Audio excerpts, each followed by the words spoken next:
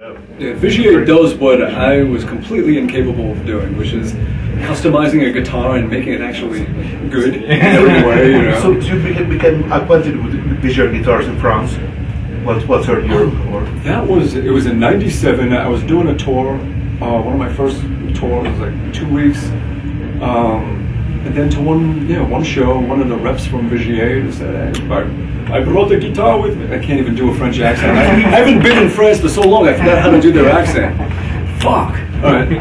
I didn't even know what kind of accent that was. That was just a stupid accent. So, well, all right. So he comes and he says, "I brought a guitar with me if you would like to try it." And at that point, I never went for a guitar endorsement. I made my own guitars, and I wasn't gonna take gear that I wouldn't buy and I wouldn't really want to use. Like I'm not a gear whore.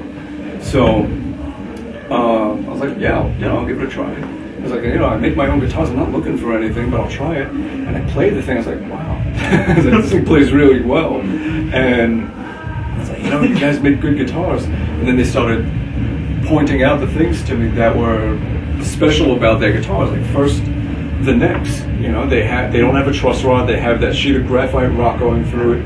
And I'm telling you, I've been beating the crap out of these guitars for 12 years, and the necks have never been a problem. Hi, sorry. No, it's all right. And the necks have never been a problem. They've been perfect in no matter what the conditions. You go from 90 degrees in the desert to 50 degrees in the rain, and the necks stay perfect. And that was such a valuable thing. So yeah, I mean. Yeah, that's a good meter here too. For winter, and then it turns into spring and summer and autumn and winter again, and would just normally just. Yeah, you have to just keep adjusting. Yeah. Even times of day, you have to adjust. Like, the sun's down, neck.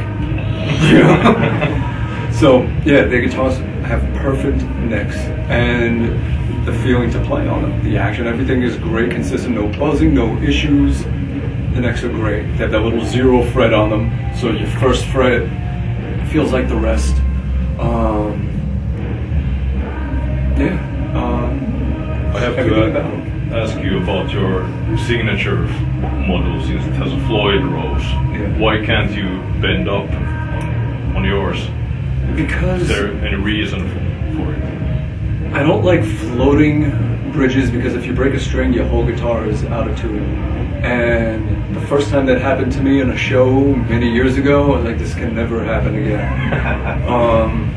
So to me, it's worth sacrificing the bend up for the security of knowing that if you break a string, you're not going to be completely screwed. You can still depend on the other 5 that are still there.